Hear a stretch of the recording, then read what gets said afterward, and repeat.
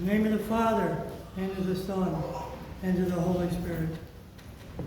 In today's gospel, belief is mentioned and talked about.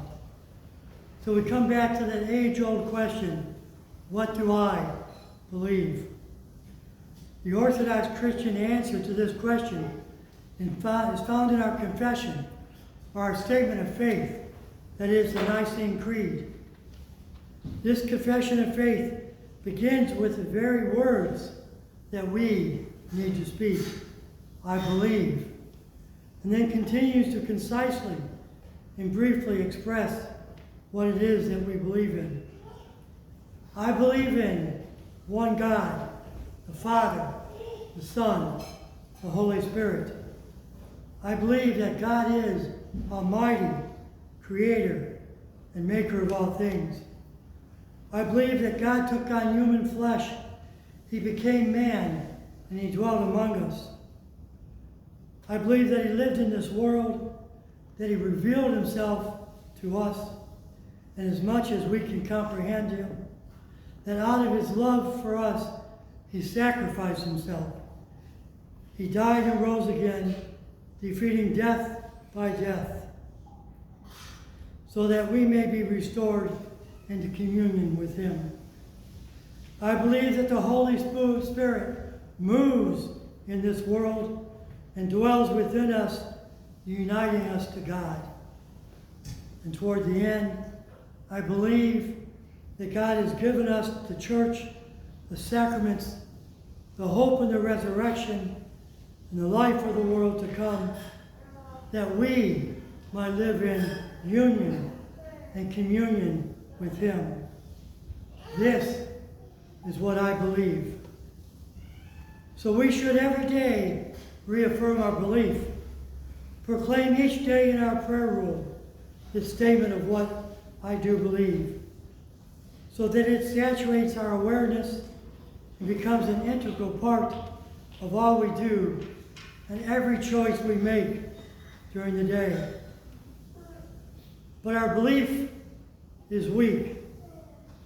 So we say, as the father of the sick said, Lord, I believe, help my unbelief. And this is the way of faith in God. By our own strength, our own will, or our own reasoning, we cannot truly believe. We can only begin to believe. To truly believe, we need God. We need God's help. We need his grace. We need his Holy Spirit living and abiding with us and in us. So with God's help, we can act on this belief, order our lives on this truth, and live by faith in what we believe, what we know to be true. But now we come to the next profound moment in the gospel reading.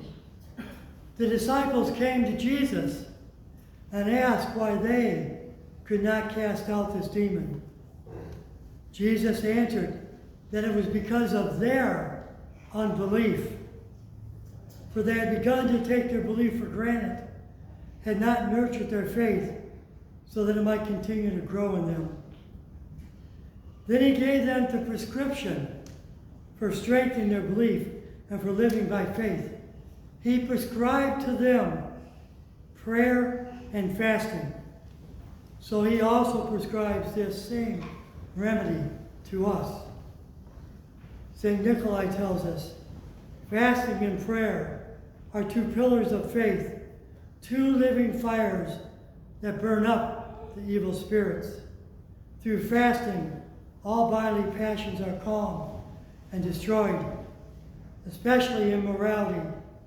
Through prayer, all passions of soul, heart, and mind are calmed and destroyed.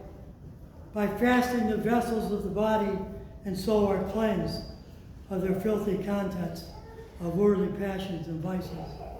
By prayer, the grace of the Holy Spirit is drawn into this now empty, cleansed vessel. These are two basic activities and tools of living by faith. Fasting, which breaks down, removes the rubbish of sin in us, and prayer which fills the now cleansed and empty soul with the grace of God. If then we truly believe, and if then we live according to that faith, then the two most important activities that we have are fasting and prayer. As Christians, we are called to live by faith. That is, we are called first to believe and then to act on that belief. Our belief is summarized for us in the symbol of faith, the Creed, and we should recite it every day. The Creed should become a basis of our decisions, the foundations of all our reasoning, and the governing force of all our desires.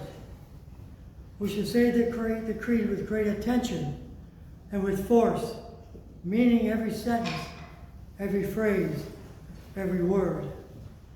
We say the Creed as part of the Divine Liturgy, but do not limit it to this, to once a week. Say it every day in the morning to set the tone of your day, and again in the evening during your prayers to cement that belief in your mind and heart as you lay down to sleep. So having answered the question, what do I believe? Now you continue to ask the next question. How do I live according to that belief? Here we take up the primary tools of our faith. Fasting, not only abstinence from certain foods on certain days, but rather the continual abstinence of self-denial and moderation in all things that are the hallmarks of a righteous life. In prayer, not just a regular prayer room, but living each moment in the awareness of His presence, the presence of God within you, and drawing on Him continually, His flow of grace, by placing yourself in harmony with the Holy Spirit. Fasting and prayer, these are the primary tools of our life of faith, and it is by this that we will be able to live by faith, to work out your salvation, to live in harmony with God, enjoying even in this life a persistent and continuous communion with Him. My brothers and sisters, remember, Christ is still King. The blessing of the Lord be upon you through His grace and love for mankind, always now and ever, and until the ages of ages. Amen.